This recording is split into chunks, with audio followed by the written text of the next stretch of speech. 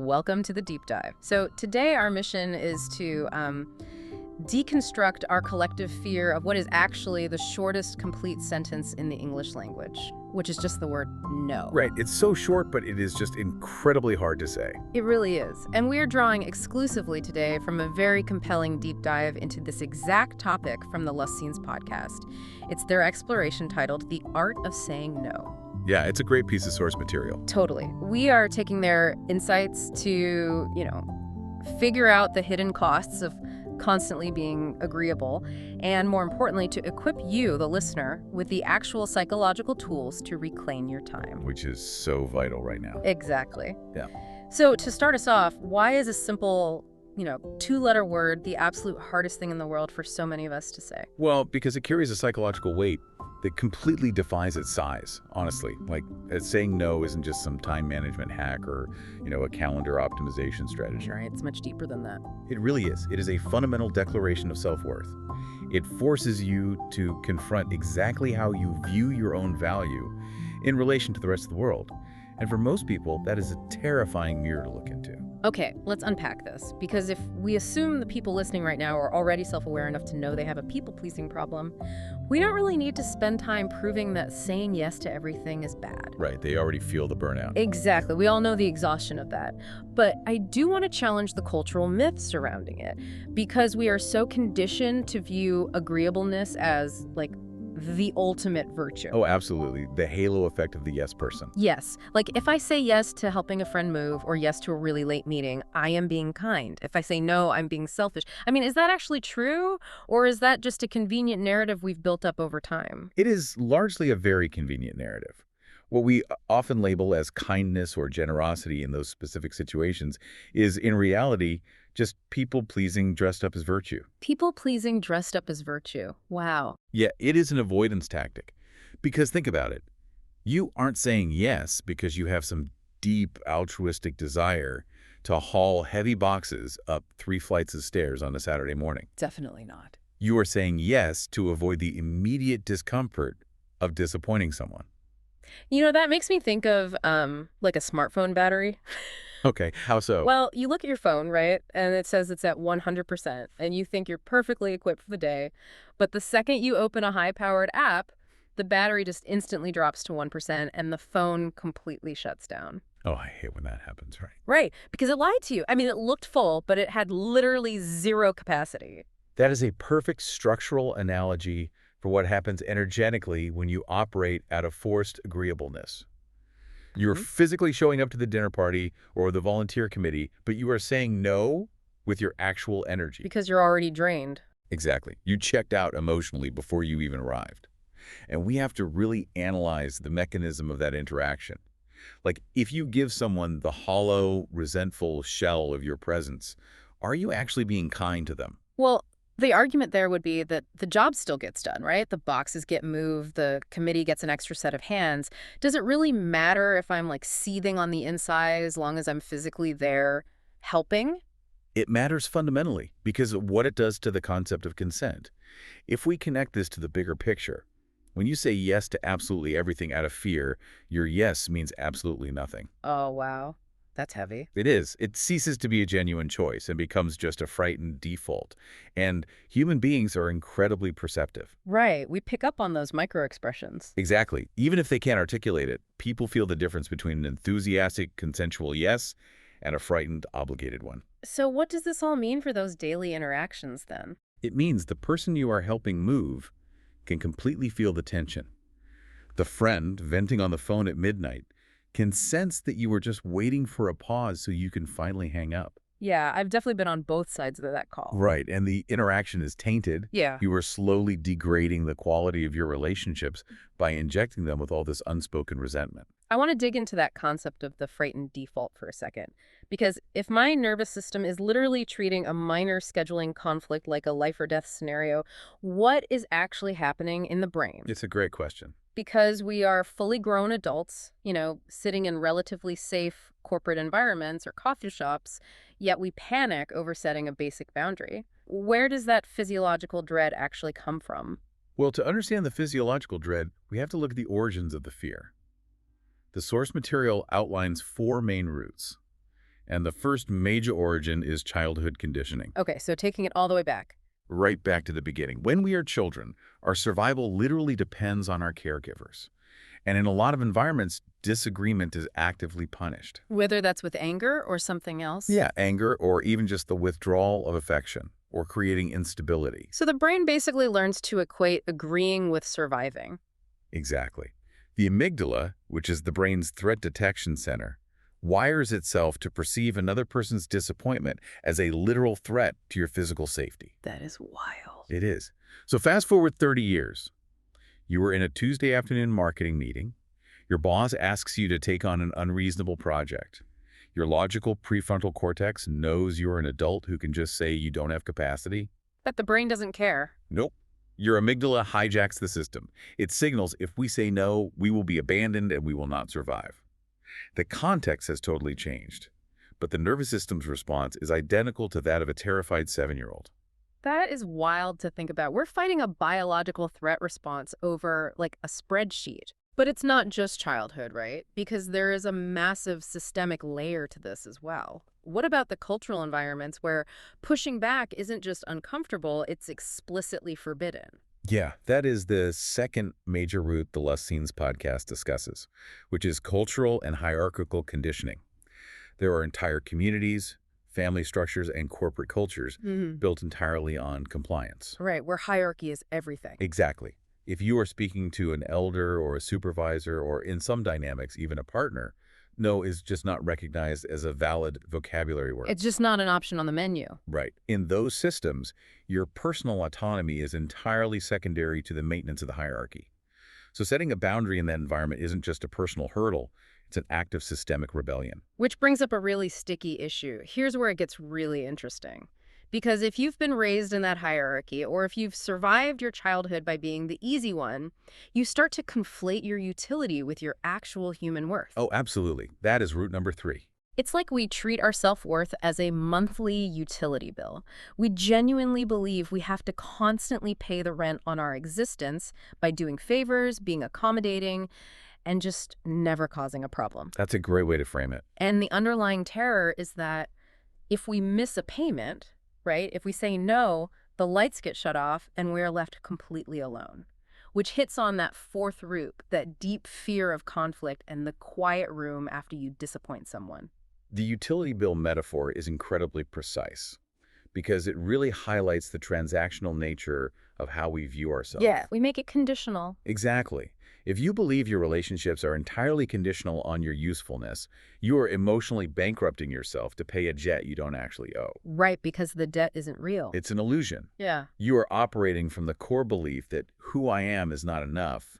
What I do for you is the only thing keeping you here. I want to challenge this a bit, though. Yeah. Let's say I understand all of this intellectually. Like, I know my amygdala is overreacting. I know my worth isn't a utility bill. Okay, sure. Even with all that awareness, I still absolutely hate the moment of conflict. You know, the quiet room, the changed facial expression, the heavy weight of someone else's disappointment. How does just knowing the psychology actually help me in that specific agonizing 10 seconds of silence? It helps because you have to change how you interpret that exact silence. Right now, your brain interprets their disappointment as literal evidence that you did something wrong. Yeah, it feels like a moral failing. But it's not. Hmm. We have to fundamentally rebrand the word no and the discomfort that inevitably follows it. Because right now, the cultural brand of no is arrogance. We assume that if we draw a line, we are acting like we are better than everyone else. Yes, that is exactly it. If someone asks me for something and I decline, my immediate internal monologue is they think I'm stuck up. They think I believe my time is more valuable than theirs. But that is a profound misunderstanding of arrogance. True arrogance is believing that your time matters more than everyone else's. Okay, right. Knowing that your time matters, full stop, isn't arrogance. It is just baseline self-awareness. It is the simple recognition of your own humanity and your own finite capacity. Think about like a structural load limit on a bridge. Well, I like this. When you drive up to a suspension bridge, there's a sign that says maximum weight limit 10 tons. We don't look at that bridge and think, wow, what an arrogant bridge. It thinks it's too good to carry these extra trucks. Precisely. And if a truck driver ignores that 10-ton limit and forces their way across anyway, the bridge doesn't just get slightly tired. No, it takes real damage. It sustains microfractures in its infrastructure. Over time, accommodating that excess weight leads to a catastrophic collapse.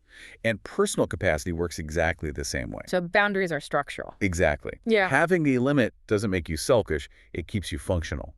Because a collapsed bridge is of absolutely zero use to anyone.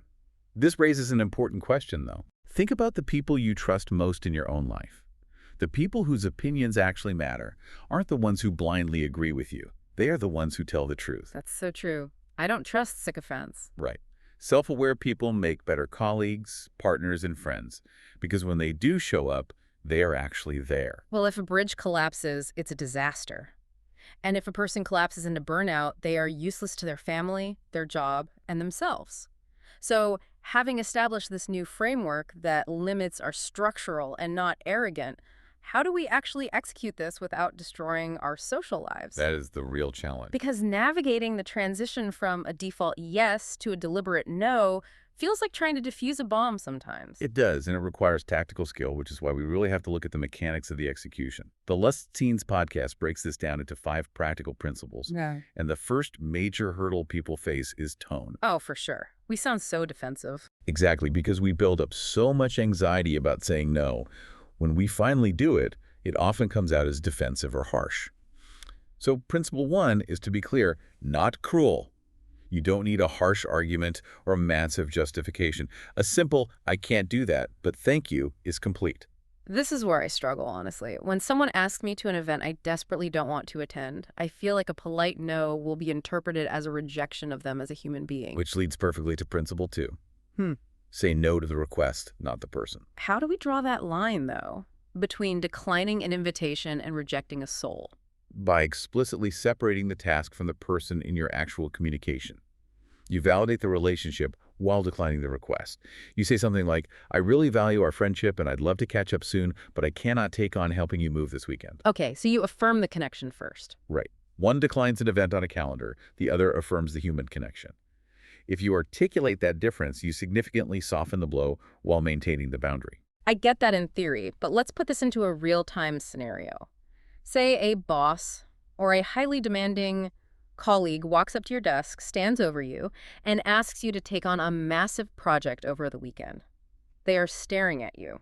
The pressure is immense. The polite script goes right out the window. Literally right out the window because the amygdala is screaming, just say yes so they leave. That is exactly when you deploy the third principle, which is the most powerful tactical tool available, permission to pause. You do not have to give a definitive answer in that exact second. So what do you say? You say, let me look at my commitments and get back to you by the end of the day. But doesn't that feel just as confrontational? Like if a boss is staring at me saying, let me think about it, feels like a micro-rejection right to their face. It's incredibly awkward. It is awkward, yes, but is a necessary circuit breaker. What you are doing mechanically is buying time for your prefrontal cortex to catch up to your amygdala. You're letting the rational brain log back online. Exactly. When you are put on the spot, your threat response is redlining. By pausing, you remove yourself from the immediate physical pressure of their gaze. You allow your nervous system to regulate, so you can actually ask yourself, am I about to say yes because I genuinely have the capacity, or am I saying yes purely out of terror? Okay, so I take the pause. I regulate my nervous system. I realize I cannot do the project. Now I have to actually deliver the no. And this is where and I know so many of you listening, fall into the trap. The over-explaining. The essay length apology. I will text back like a novel. I am so incredibly sorry, but my car is making a weird noise and my dog looked at me funny and I have a slight headache. And here is a minute-by-minute breakdown of my schedule for the next 3 weeks to prove to you in a court of law that I am legitimately busy. And it is just exhausting. It is so exhausting. It is, and it actually weakens your position. That urge to over-explain stems directly from the childhood conditioning we discussed. You feel like you have done something objectively wrong, so you are presenting evidence to a judge to avoid punishment. Wow, presenting evidence to a judge. But the reality is principle 4.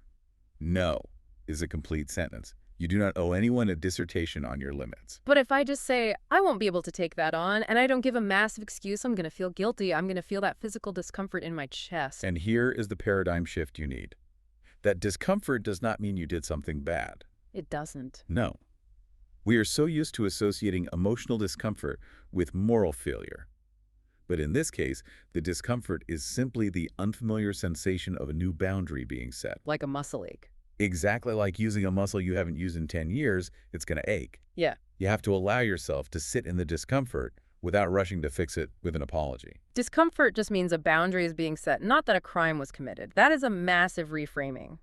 And it leads perfectly into the final mechanical shift, Principle 5, which is understanding redirection. Every no is a yes to something else. Right, when I decline that weekend project, I'm not just shutting a door on my boss, I'm actively opening a door for myself. Precisely. If we return to the concept of the smartphone battery, you have a finite amount of energy. When you say no to the draining, obligatory favor, you are retaining battery life to say yes to your own rest, your own family, your own peace. You are actively redirecting your vital resources back into your own life. So let's look at the aftermath. If someone listening actually implements this, if they separate the task from the person, use the pause, stop over-explaining, and sit in the discomfort, what happens next? Because the ROI has to be worth it, right? Exactly, because if we are asking people to push through a deep-seated biological fear response, the return on investment better be really good.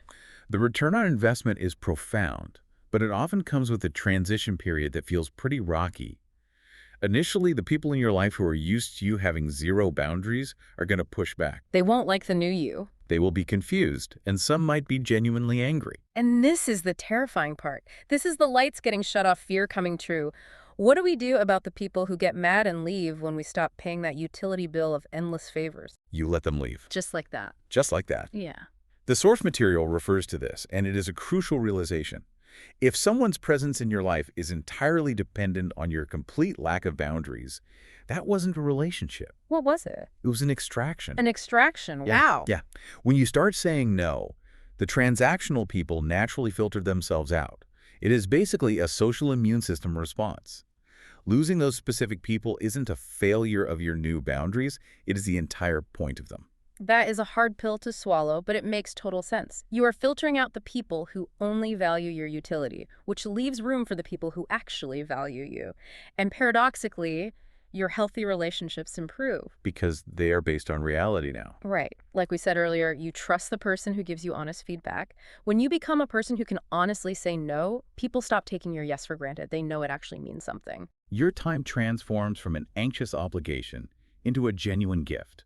And internally, the compounding effect on your self-respect is just monumental. Every single time you honor your own limits, you are proving to your own nervous system that you are safe, that you are valuable, and that you have agency. And over time, that repeated practice of self-protection crystallizes into deep, unshakable confidence. I love that. So I want to leave you with a direct challenge to put this into practice. Good idea. Intellectual understanding isn't enough. Right. It doesn't rewire the amygdala. Only action does that. So start small. Pick just one thing this week. One minor request, one extra task, one social obligation that you would normally agree to strictly out of that frightened default. And use the tools. Exactly. Take the pause. Deliver a clear, polite no without an essay-length apology. Notice the physical discomfort in your chest. Let it pass. And then look at what that boundary just freed up in your day. And as you embark on that challenge, consider this broader perspective. We often think of our life's legacy as the sum total of our accomplishments. You know, the projects we finished, the events we attended, the favors we completed. Right, the list of things we did. But if every no is indeed a yes to something else, perhaps your truest, most authentic legacy isn't defined by your output at all. What if it's defined by the negative space? Exactly. What if the masterpiece of your life is actually defined by the sheer volume of distractions, hollow obligations, and superficial demands that you courageously had the power to decline, leaving you with the time and energy for what truly mattered? The masterpiece is in the negative space. That completely changes how I view my calendar. It turns out the shortest complete sentence in the English language isn't a weapon used against other people. It is a shield used to protect your own humanity. Until next time, keep practicing the pause, protect your peace, and remember that you have the right to that two-letter word. Take care, everyone.